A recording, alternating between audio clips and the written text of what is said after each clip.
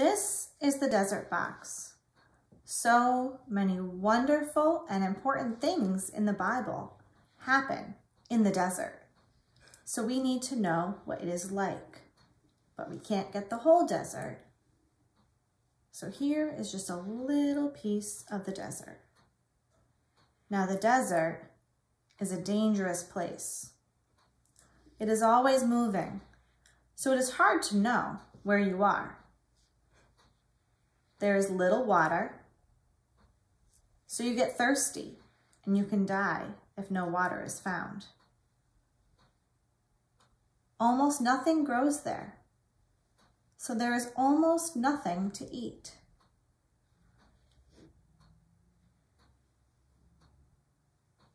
In the daytime, it is hot and the sun scorches your skin. And in the night, it is very cold. When the wind blows, the sand stings your skin when it hits you. People wear many clothes to protect themselves from the hot sun and the sand. The desert is a very dangerous place. People do not go into the desert unless they have to. When the flood was over, the creatures went out in all the 4 directions of the earth to fill it up with life again.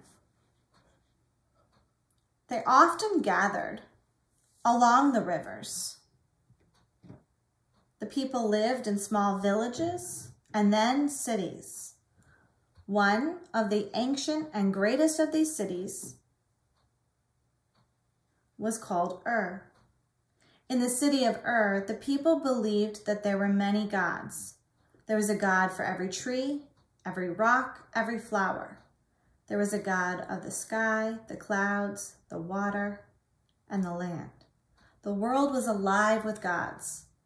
But there was one family that believed that all of God was in every place.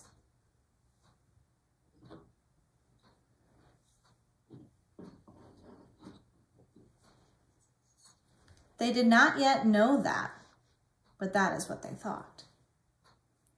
Abram and Sarai were part of that family. When it came time to move to a new place, they were not sure that God would be there. So they wondered what the new place would be.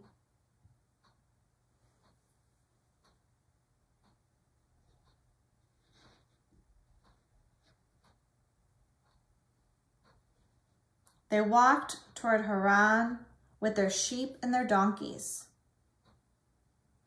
Even the old people and all the children went too. They slept in their tents at night, and during the day they walked along the great river. It showed them the way and gave them and all their animals water to drink. Now it took a long time. Finally, they met people coming out from Haran. They knew the journey was almost over. Then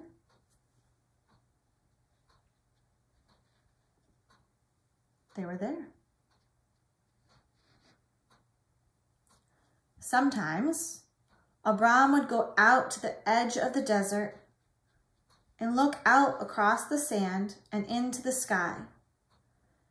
Then God came so close to Abram, and Abram came so close to God that he knew what God wanted him to do.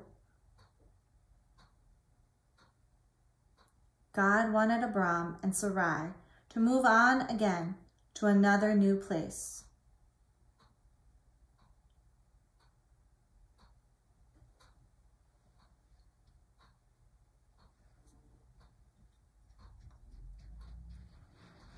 Abram and Sarai did what God said.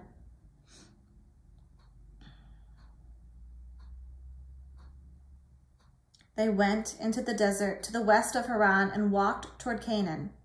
They went with all their sheep, their tents, and many helpers. Abram's brother's son, his nephew Lot, also went with them. This time there was no river to show the way or to give them water to drink.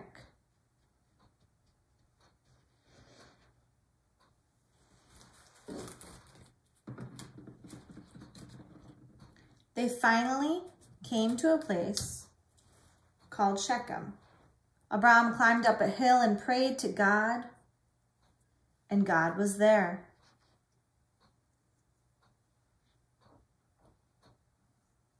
So Abram built an altar to mark the place, and then they went on. Next, they came to a place near Bethel. Abram prayed again, and God was there also.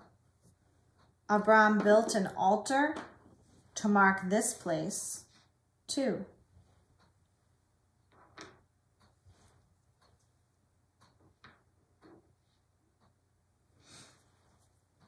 God was not just here or there. All of God was everywhere. Then they went on to Hebron to make their home near the oaks of Mamre.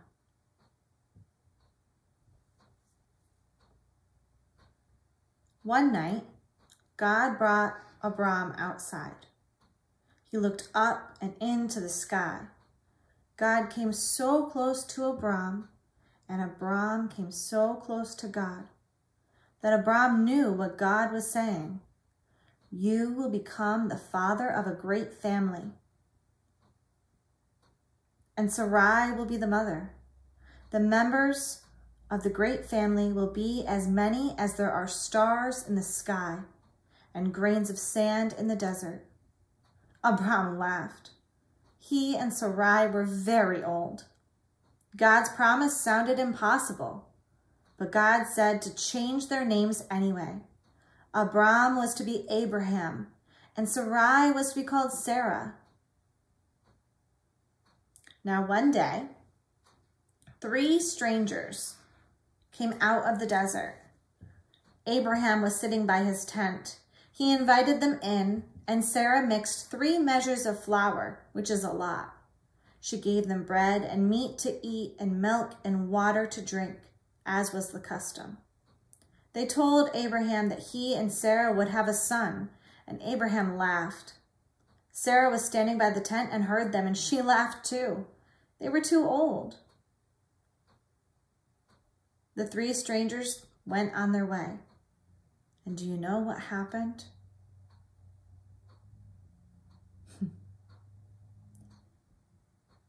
Abraham and Sarah had a son. They laughed again, and so they named the baby Laughter. And in their language, the word for laughter is Isaac. Now,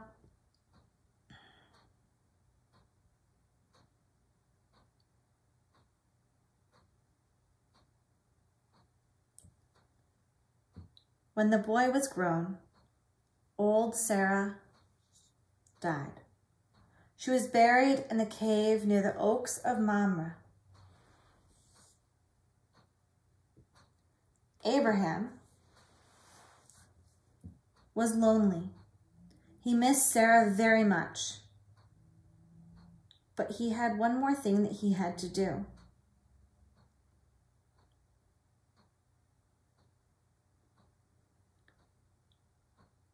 He sent his most trusted helper back to the land of his people to find a wife for Isaac.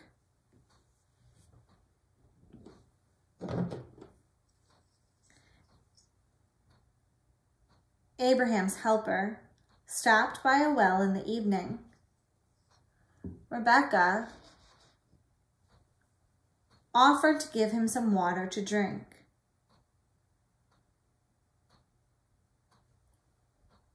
She then helped him give water to his animals. She was as full of courage as she was kind. Rebekah then invited him into her home. He told her family about Abraham and Sarah and the great family. Rebekah decided that she, too, would like to be part of that great family. So they went across the desert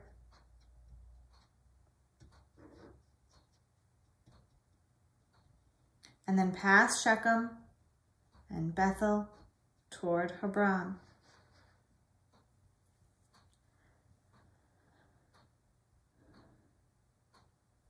Now Isaac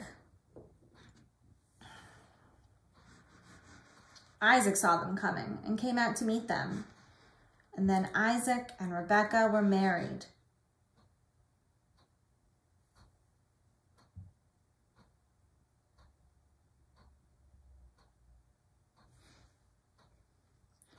Old Abraham was now very old and full of years.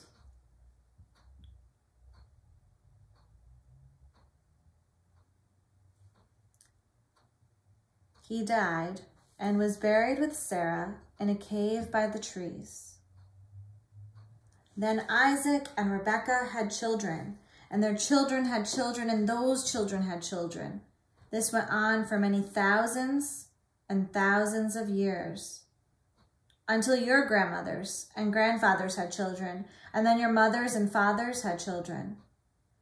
Now you are part of the great family, which has become as many as the stars in the sand in the sky and the sand in the desert.